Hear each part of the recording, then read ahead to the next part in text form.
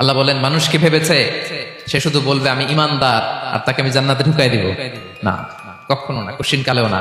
আমাদের জীবনে যত হতাশা, আমাদের জীবন নিয়ে যত অভিযোগ, আমাদের মনে যত কষ্ট, আমাদের হৃদয়ের ভেতরে যত অস্থিরতা, তার মূলে হচ্ছে এই সমস্যা যে আমরা ভুলেই গেছি আমরা পরীক্ষা দিতে আসছি। পৃথিবীর ফিচার হচ্ছে এখানে বিপদ থাকবে, বিপদ ছাড়া কেউ থাকবে না। স্ট্রাগল থাকবে, কষ্ট থাকবে, ঝুঁকি থাকবে, রিস্ক থাকবে, এবং নানা ধরনের বিপদ আপদ দিয়ে আল্লাহ তাআলা আমাদেরকে পরীক্ষা করবেন।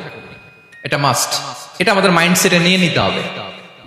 মাইন্ডসেটে এটা ক্লিয়ার থাকতে হবে। চিরসুখ চিরশান্তি এই দুনিয়াতে মিলবে, কোথায় মিলবে তাহলে? এটা তাহলে বিপদ আসবেই, আপদ আসবেই, পরীক্ষা থাকবেই আমাদের জীবনে।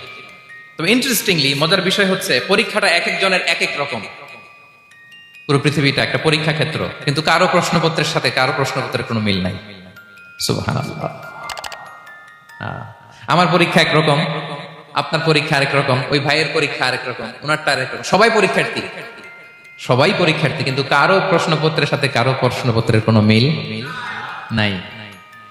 কারোর জন্য পরীক্ষা হচ্ছে সে খুব অসুস্থ, প্রচন্ড অসুস্থতা, তার জন্য পরীক্ষা। ক্যান্সারের রোগী, দুরারোগ্য ব্যাধি, ডক্টর বলছে 4th স্টেজে চলে আসছে, কয়েক মাস বাঁচতে পারে, এটা তার জন্য পরীক্ষা। আবার কারো দেখবেন যে খুব একটা অসুস্থতা নাই, অসুস্থতার ঝামেলা নাই, কিন্তু তার দারিদ্রতা আছে, তার আর্থিক অনটন, এটা তার জন্য পরীক্ষা। আবার কারো দেখবেন অসুস্থতাও নাই, দারিদ্রতাও নাই, তার দাম্পত্য জীবনের সমস্যা আছে না নাই? অনেকের দেখবেন এগুলো কোনোটাই সমস্যা না, তার ছেলে কথা শোনে না, মাদকাসক্ত। আহা, মাদকাসক্ত, রিহ্যাবে পাঠায়, আবার আসে, আবার গাঁজা খাওয়া শুরু করে, আছে না নাই বলেন? দেখেন তার পরীক্ষাটা আবার আলাদা। অনেকের দেখবেন মেয়ে বাবার কথা শোনে না। আবার অনেকের দেখবেন যে ব্যবসায় সমস্যা, লসের পর লস, লাভ উঠাতে পারে না। তাহলে পরীক্ষা ছাড়া, বিপদ আপদ ছাড়া দুনিয়াতে কেউ নাই, কেউ নাই প্রিয় ভাই। এটা আমাদের মাথায় রাখতে হবে। পরীক্ষা আপনাকে দিতেই হবে, পরীক্ষা দিয়ে দিয়েই নিজেকে প্রমাণ করতে হবে। আর এক একজনের পরীক্ষাটা এক এক রকম, কারো পরীক্ষার সাথে কারো পরীক্ষার কোনো মিল থাকবে না। তো মাঝে মাঝে আমরা এটা ভুলে যাই। আল্লাহ তাআলা কালামে পাকে রিমাইন্ডার দিয়ে আমাদেরকে স্মরণ করিয়ে দিতে চান যে এই পৃথিবীতে আসলে তোমরা এসেছো পরীক্ষা দিতে। আমাদের জীবনে যত হতাশা, আমাদের জীবন নিয়ে যত অভিযোগ, আমাদের মনে যত কষ্ট, আমাদের হৃদয়ের ভেতরে যত অস্থিরতা, তার মূলে হচ্ছে এই সমস্যা যে আমরা ভুলেই গেছি আমরা পরীক্ষা দিতে আসছি। এটা যদি ভুলে না যান, এটা যদি আপনার মাইন্ডসেটে থাকে যে পুরো জীবনটা একটা পরীক্ষা, তাহলে দেখবেন কোনো কিছু আপনাকে কাবু করতে পারবে না। আপনি হতাশ হবেন না, জীবন নিয়ে আর অভিযোগ থাকবে না, আপনি ভেঙে পড়বেন না, সব অভিযোগ হতাশা দূর হয়ে যাবে।